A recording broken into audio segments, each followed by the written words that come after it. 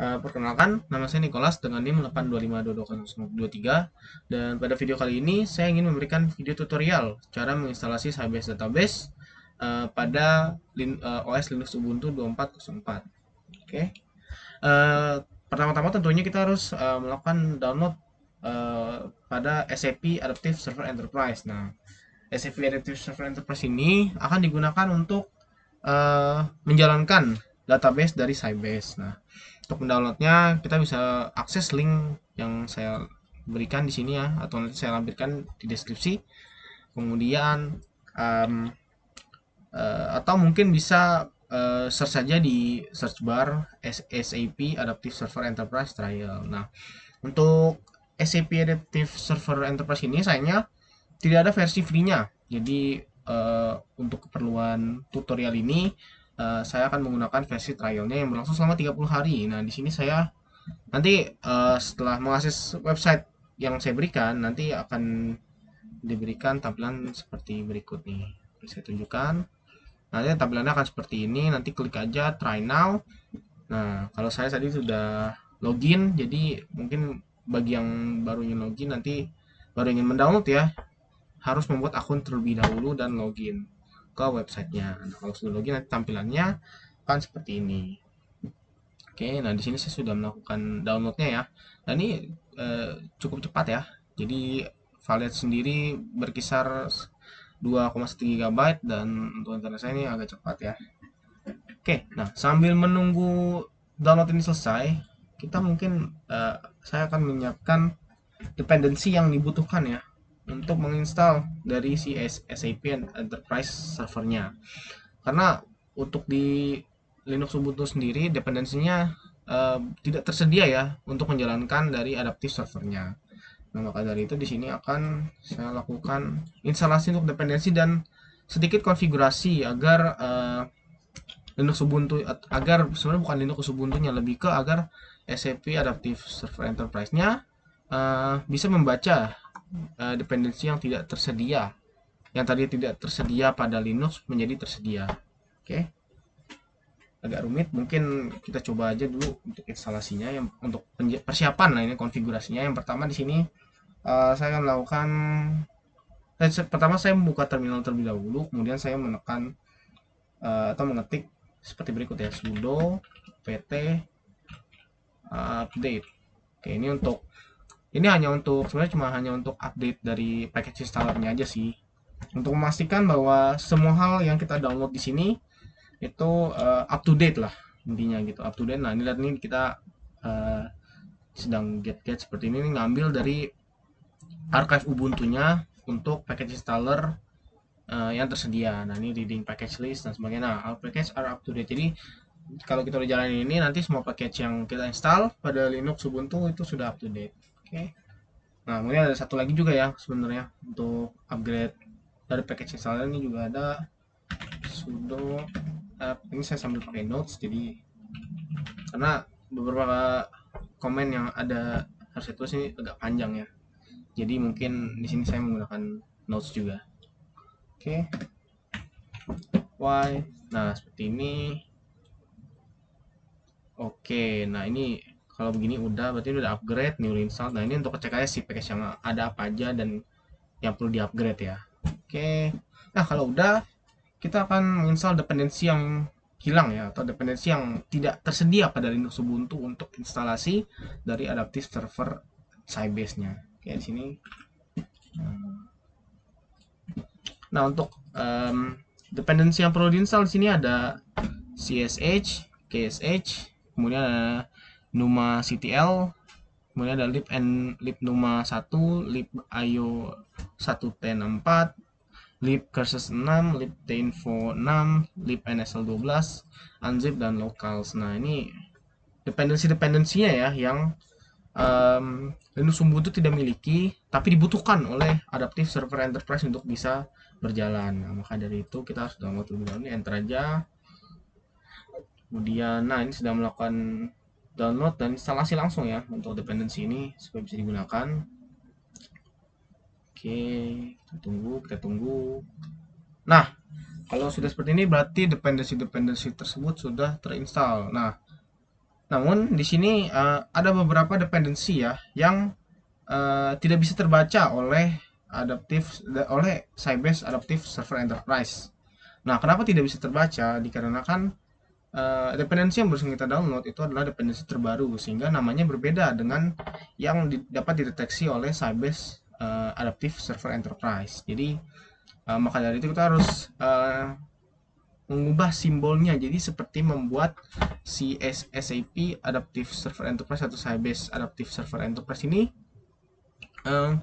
mengetahui bahwa dependensi yang baru saja kita install merupakan dependensi yang dibutuhkan oleh si Sybase Adaptive Server Enterprise-nya tersebut. Nah, maka dari itu kita membuat yang namanya symbolic link atau symlink ini untuk yang artinya ini merupakan koneksi lah, bahwa contohnya adalah misalkan si A ini membutuhkan sebuah pulpen, namun si B ya, namun si B hanya memiliki pensil.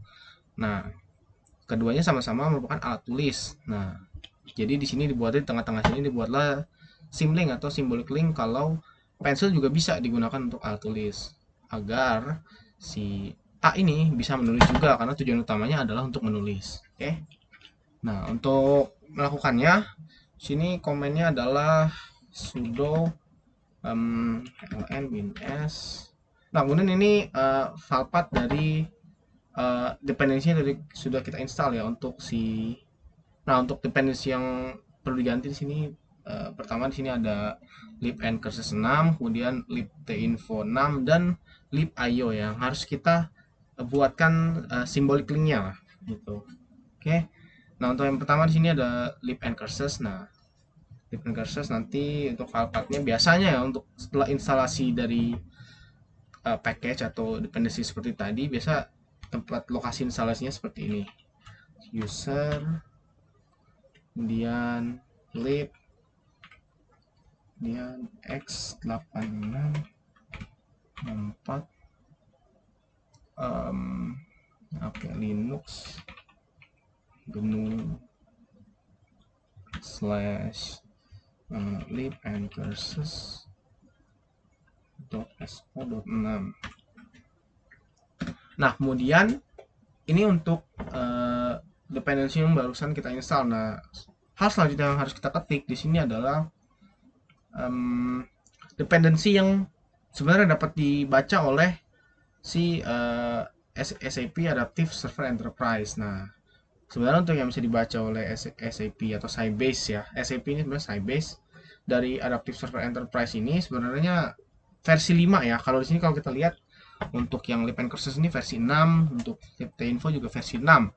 Nah, namun yang bisa dibaca oleh SAP Adaptive Server Enterprise di sini adalah versi 5. Nah, maka dari itu kita membuat symbolic link untuk versi 5 untuk mereferensikan bahwa versi 6 ini bisa dipakai untuk kebutuhan dependensi versi 5 tersebut. Nah, mungkin agak kompleks gitu.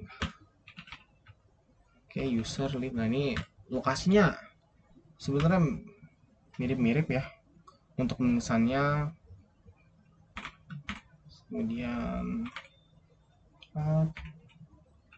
Linux ya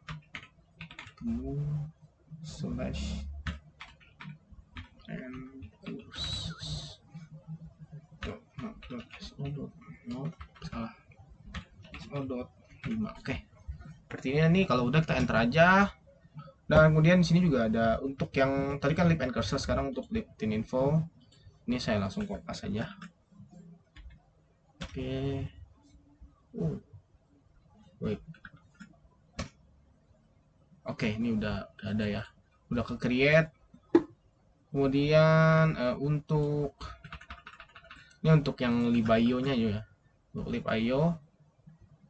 Sebentar, ini sebenarnya ini harusnya sama sih seperti yang tadi. Oke, cuma bedanya bedanya ada di sini ya. Ini kita harus gunakan yang libio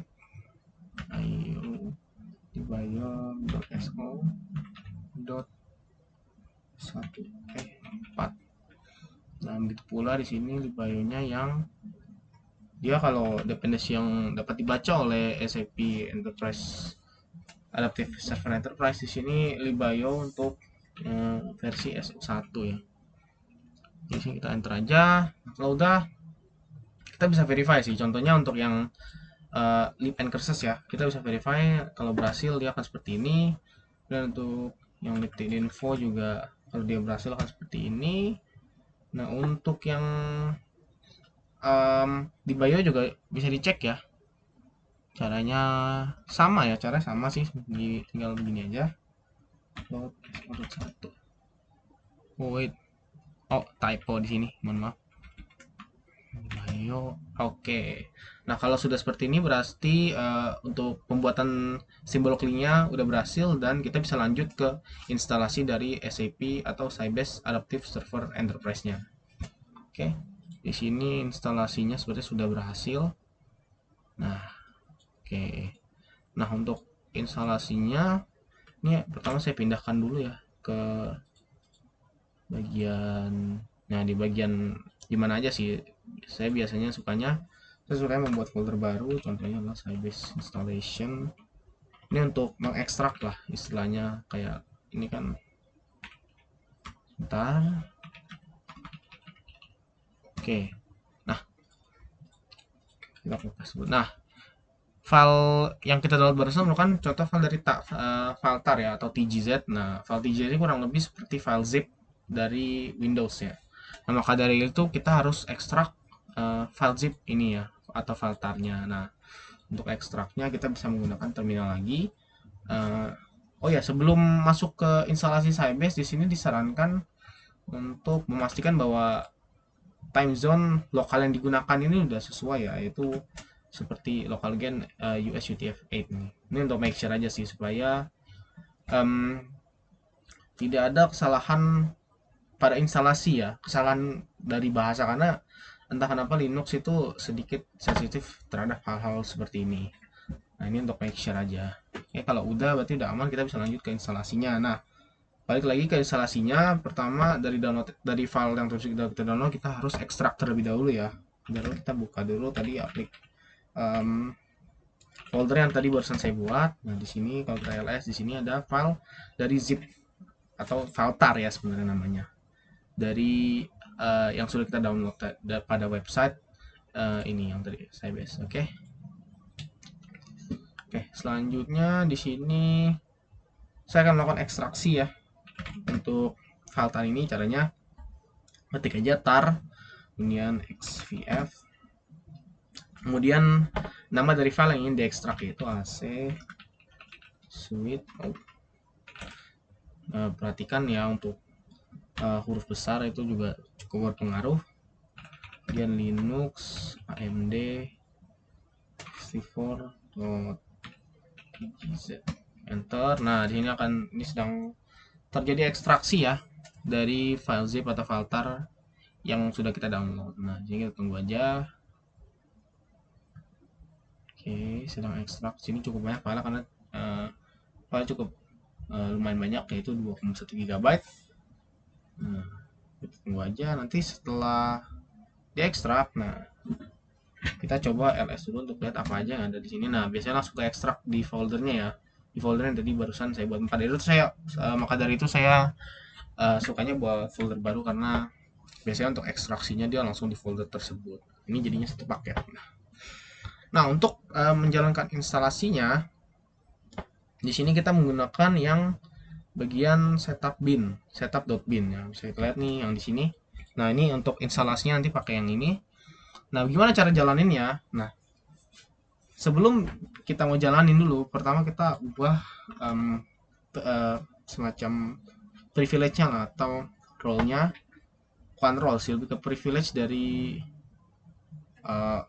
file setup.bin, supaya kita bisa modify lah, kita bisa read dari situ. Ini sebenarnya ini opsional, namun cukup membantu ya untuk memastikan bahwa instalasi berjalan dengan baik. Jadi tinggal chmod aja, chmod plus x, kemudian setup.bin ya namanya, setup.bin. Oke, kalau udah, kita langsung aja jalanin file dari setup.bin. Caranya titik /setup bin kemudian min i, kemudian kita ketik GUI ini agar instalasinya bisa dilakukan dengan ada tampilannya lah, ada GUI-nya. Soalnya ini bisa juga mungkin contohnya adalah konsol, ini juga bisa. Ini konsol ini maksudnya instalasi dilakukan melalui terminal. Nah, mungkin untuk pemula mungkin lebih nyaman untuk instalasi yang memiliki tampilan. Akhirnya kita pakai GUI. Ini enter aja. Nah, ini prepare install, extracting. Nah, oke, launching installer kita lihat. Nah, di sini installernya udah mulai jalan ya. Ini udah mulai berjalan. Oke, tunggu aja loadingnya. Nah, oke, ini dia instalasi dari adaptive servernya. Next, ini next tadi, next aja. Nah, untuk where would you like to install, saya sendiri lebih suka memilih folder yang lebih mudah diakses ya, seperti folder home. Ini folder home ya, folder user lah. Sini saya buat folder baru namanya SAP lah ya. Soalnya namanya bebas sih, cuma yang mudah diingat dan mudah diakses aja sih intinya. Oke, ini next aja. Oke, nah untuk install setnya di sini pilih yang full ya, karena untuk menghindari lah semacam ya menghindari dependensi yang kekurangan atau hilang atau semacamnya. Lebih aman pakai yang full. Oke. Nah, sini untuk install SAP host agent kita skip aja no.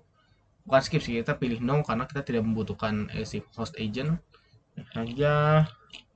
Nah, ini pilih yang evaluate SAP Adaptive Server Enterprise di sini karena kita tentunya nggak punya license ya, karena kita pakai free trial.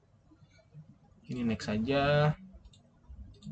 Ini pilih all regions untuk license agreement-nya ya. Ini boleh dibaca. Kemudian kalau udah dibaca, ini langsung aja I agree, next. Oke, nah di sini per installation summary-nya kita langsung aja install.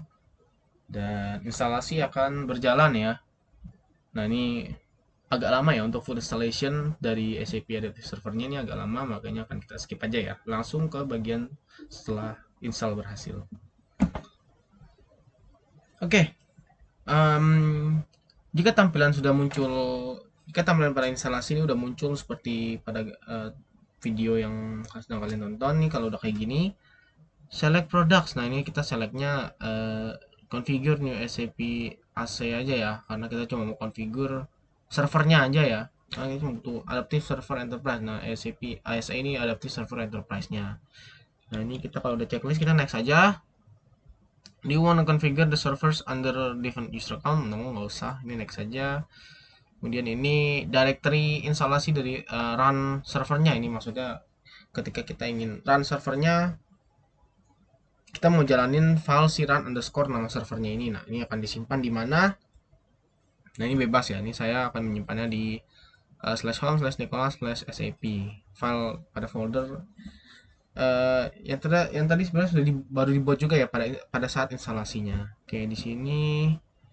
Nah, ini yang pertama di sini nama servernya yaitu Nicholas VirtualBox. Nanti tulisannya bakal run underscore Nicholas VirtualBox itu untuk file run-nya. Nah, pada tampilan ini, pada bagian ini yang perlu diisi cuma hanya dua, yaitu System Administrator Password atau SA Password, kemudian Technical User Password. Nah, ini isinya bebas saja ya.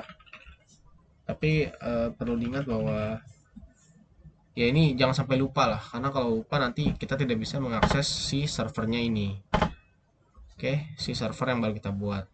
Begitu pula dengan technicalnya juga ya. Technical user password juga harus diingat.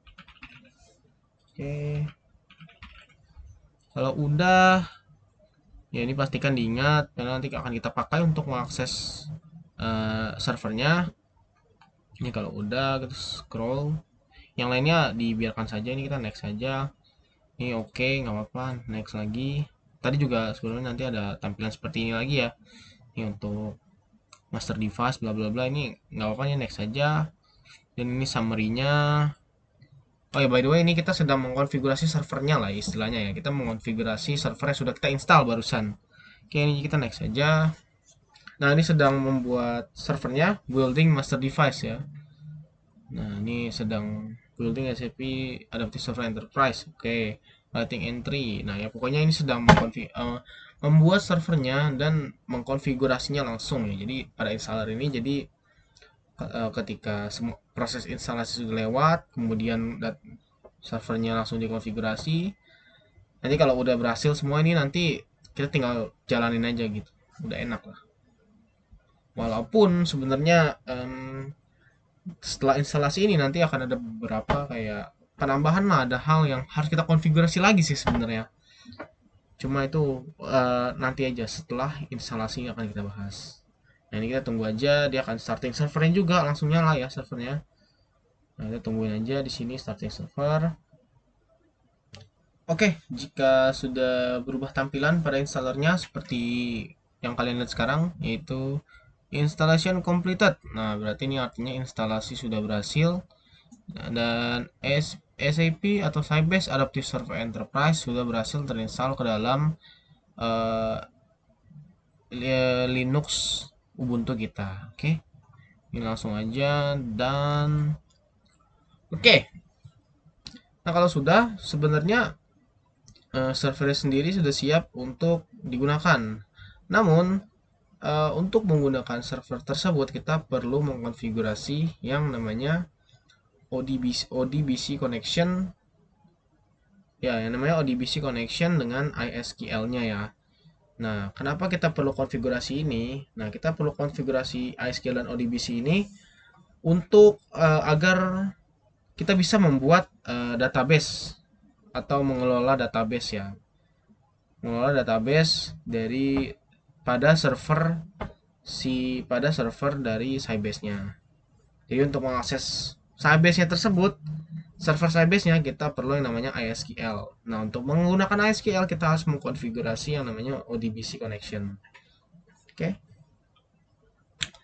Pertama di sini kita lakukan boleh ya sebenarnya langsung aja kita download dulu, kita install dulu beberapa dependensi atau ya kita install dulu dependensi yang dibutuhkan. Di sini ada, ini langsung saya copy. Nah, ini ada free TDS. Di sini adalah konfigurasi ODBC yang akan kita gunakan, yaitu free TDS manage dev, kemudian ada free TDS yang bin, ada yang dev, kemudian ada TDS ODBC, dan yang terakhir yang akan install adalah Unixo DBC. Nah, Unixo DBC ini koneksi yang kita gunakan untuk mengakses ISQL-nya ya. Jadi kita butuh Unixo ODBC untuk ISQL-nya juga gitu. Enter aja, nih masukin password. Oke. Nah, ini langsung aja buat UI aja. Iya aja nggak apa-apa karena ini cuma buat. Sebentar.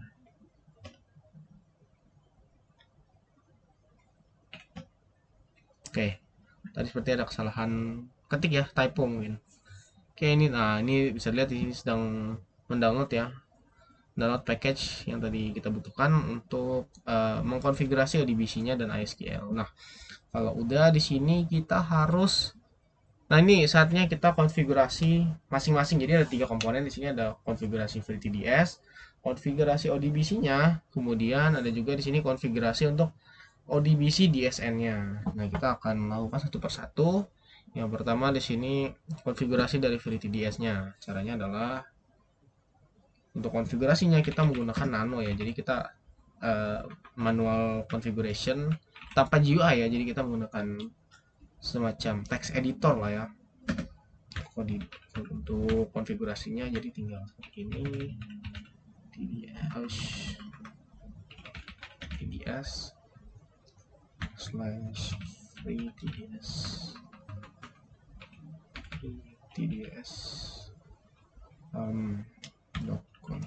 Nah, ini kita sebenarnya lebih ke membuat file konfigurasinya terlebih dahulu secara manual. Nanti sebenarnya dari FreeTDS sendiri akan bisa langsung terkoneksi ya jika mendeteksi adanya file yang dibuat. Enter aja. Oke, nampaknya di sini untuk FreeTDS-nya sudah terkonfigurasi. Namun kalau kita lihat di sini konfigurasinya belum benar ya. Seperti contohnya untuk hostnya, untuk portnya dan segala macam itu belum tepat. Jadi kita harus konfigurasi lagi manual Nah, di sini saya sudah memiliki konfigurasinya. Ini langsung aja saya pas deh. Oke.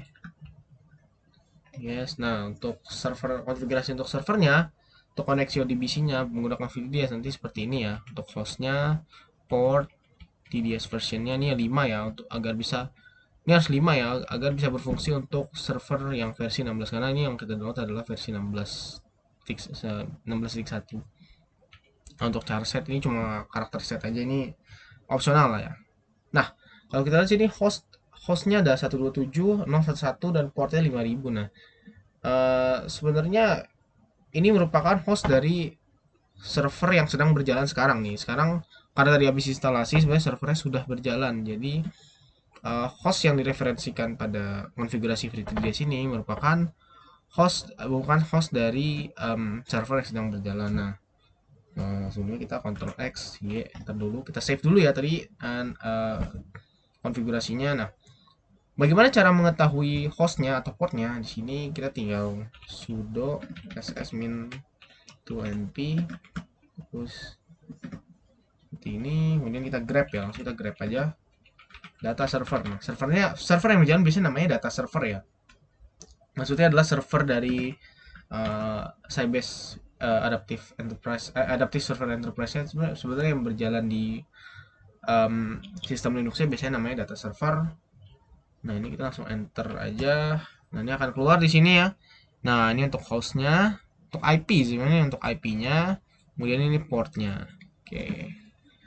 Nah, kalau kita udah berhasil konfigurasi FreeTDS-nya, sekarang saatnya kita konfigurasi dari ODBC-nya. Nah, atau koneksi ODBC-nya kita sudo nano slash etc slash ODBC salah ODBC inst dot ini. Jadi kita kayak konfigurasi file ininya lah. Nah, enter aja. Nah, di sini biasanya udah ada ya. Sebenarnya udah ada sih, dia biasanya udah terkoneksi dengan pada folder etc etc. Nah, ini oke. ODBC file usage. Oke. Nah, untuk ODBC sebenarnya sudah. Nah, untuk di setup ini sebenarnya sudah oke, namun kalau kita lihat sini di bagian driver sebenarnya wait.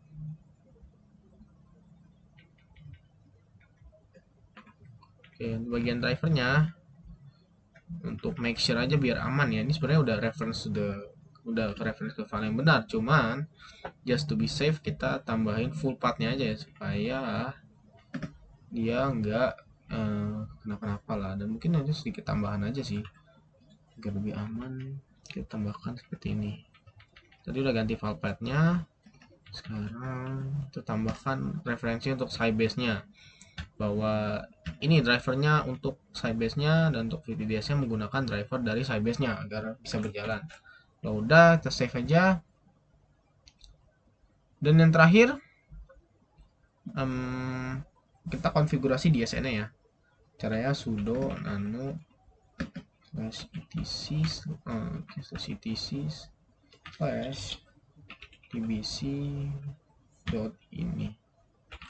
Nah, enter. Oh, typo di sini ya. Oke, dan di sini belum ada. Ini kita kopas saja.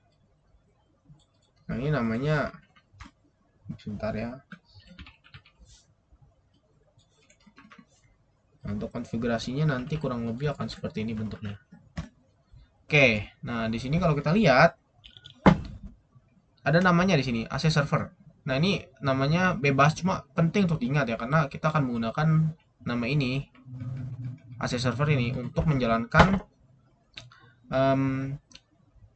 ISQL-nya ya. Jadi untuk mereference ISQL-nya pakai server yang mana gitu maksudnya. Nah, jadi ini adalah jembatannya lah dari ISQL-nya dengan servernya. Nanti konfigurasinya untuk drivernya FreeTDS. Tadi kita udah declare ya drivernya di konfigurasi FreeTDS-nya. Oh, bukan, di konfigurasi ODBC-nya udah ada tadi FreeTDS. Server name-nya AC server ini juga sama seperti yang sudah dikonfig pada ODBC sebelumnya. Dan untuk database namanya sekarang master ya, karena um, ini adalah database default lah, bawaan dari Sybase-nya. Untuk UID ini maksudnya SA, maksudnya sistem administratornya, kemudian PWD ini passwordnya, password dari sistem administrator yang tadi kita sudah setting. Di sini saya setting taman kota ya. Oke, ini kita kontrol, kita save aja. Nah, kalau udah, harusnya kita bisa mengakses server dari Sybase melalui ASQL untuk melakukan transaksi database. Oke, untuk melakukan transaksi database. Oke, sekarang kita coba ASQL. Seperti ini komennya. Kemudian salah. SQL v AC server. Ini tadi ODB CDSN yang kita setup tadi. Server SA ini sistem administrator, kemudian kita masukkan password kita. Oke, nah kalau kita lihat di sini ASQL sudah terkoneksi dan kita bisa melakukan transaksi database pada server Sybase. Oke, kalau kita sudah mengakses ASQL-nya di sini untuk membuat database dan semacamnya cukup simpel. Sebenarnya ini mirip seperti ini sebenarnya bahasa yang digunakan adalah sequence juga ya, SQL. Contoh kita membuat database, di sini kita tinggal create database, misalkan test.db. Oke, nah di sini SQL sukses. Nah, berarti kalau udah return one row berarti database-nya udah berhasil dibuat ya di sini untuk. Nah, untuk melihat database-nya kita tinggal menggunakan select name from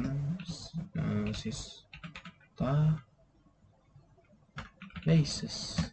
Nah, di sini terlihat ada tes DB di sini ya, dan ada juga database-database lainnya. Ya, ini nama-nama database-nya. Nah, jika sudah seperti ini, berarti Sybase database atau Sybase server ya untuk pembuatan database ini sudah berhasil dilakukan. Jadi instalasinya, downloadnya, konfigurasinya berarti sudah berhasil.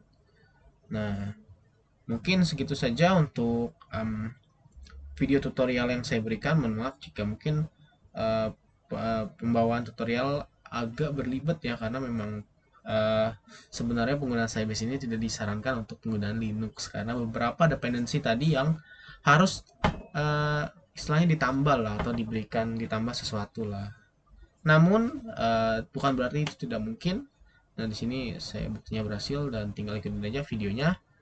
Pasti Sybase bisa digunakan untuk Linux Ubuntu. Nah, oke, sekian video tutorial dari saya. Terima kasih sudah menonton.